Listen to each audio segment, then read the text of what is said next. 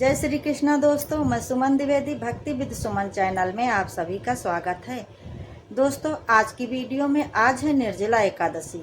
निर्जला एकादशी के दिन मैं आप लोगों को मनोकामना पूर्ति के लिए तुलसी से जुड़ा एक बहुत ही चमत्कारी उपाय बताने जा रही हूँ। आज है निर्जला एकादशी, साल की सबसे बड़ी एकादशी और बहुत ही शुभ और अच्छे फल को प्राप्त कराने वाली एकादशी है। आज के किए गए कोई भी उपाय खाली नहीं जाते हैं, वे पूर्ण अवश्य होते हैं। अगर आप पूर्ण विश्वास और श्रद्धा भाव से करेंगे तो हर मनोकामना आपकी आज पूर्ण होगी। दोस्तों, आपको क्या करना है कि तुलसी से जुड़ा एक उपाय करना है। शाम के समय आपको तुलसी के पास एक दीपक प्रज्वलित करना है, धूप जला के रखना है और वहीं पर तुलसी के पास आसन बिछाकर आपको बैठ जाना है और तुलसी की एक माला का मतलब 108 बार ओम नमो भगवते वासुदेवाय नमः मंत्र का जाप करना है और अपनी मनोकामना भगवान श्री हरि विष्णु और माता तुलसी से कहना है, माता लक्ष्मी से कहना है। तुलसी में माता लक्ष्मी का वास होता है, तो आपको अपनी मनोकामना कहनी है। उसके बाद आपको तुलसी माता की परिक्रमा जरूर करनी है।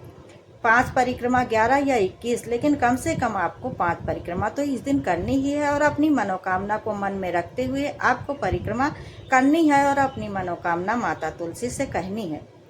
दोस्तों, मान्यता है कि इस दिन किए गए इस उपाय से सभी की मनोकामनाएं पूर्ण होती हैं।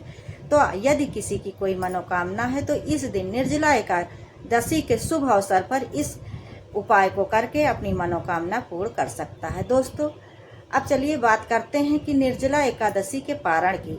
जो भक्त, जो गृहस्थ भक्त, जो लोग गृहस्थ हैं, भगवान के भक्त हैं, वो निर्जला एकादशी का व्रत 6 जून को रखे हुए हैं, यानी कि आज कर रहे हैं। उसका पारण कल दोपहर को 1:44 से लेकर शाम को 4:31 तक का है। इसी शुभ मुहूर्त में जो लोग निर्जल व्रत कर रहे हैं उनको इसी शुभ मुहूर्त में व्रत का पारण करना चाहिए, तभी उनको व्रत का संपूर्ण फल प्राप्त होगा। दोस्तों, ये बहुत ही कठिन व्रत हो रहा है। इस बार की निर्जला एकादशी ज्यादा कठिन हो रही क्योंकि इस बार पारण सुबह के समय नहीं दोपहर को हो रहा है, इसलिए निर्जला एकादशी का व्रत 24 घंटे से कहीं अधिक का हो रहा है। तो दोस्तों, वैसे तो जो लोग स्वस्थ हैं, शरीर से पूरी तरह से स्वस्थ हैं, उनको कोई बीमारी नहीं है, उनका शरीर साथ दे रहा है, तो वो लोग इसी शुभ मुहूर्त में व्रत का पारण करेंगे। परंतु यदि कोई बीमार है, अस्वस्थ है और वो दोपहर तक पारण के लिए नहीं रुक सकता है, उसको सुबह ही पानी पीना पड़ जाए, दवा खाना या कुछ भी है, मतलब पानी पीना जरूरी है उसके लिए। शरीर से स्वस्थ नहीं है, प्यास बहुत लगी है कि हम बिना पानी पिए दोपहर तक नहीं रह सकते हैं, तो उनको क्या करना है कि सुबह समय ही आपको सूर्योदय के बाद पानी पी लेना है।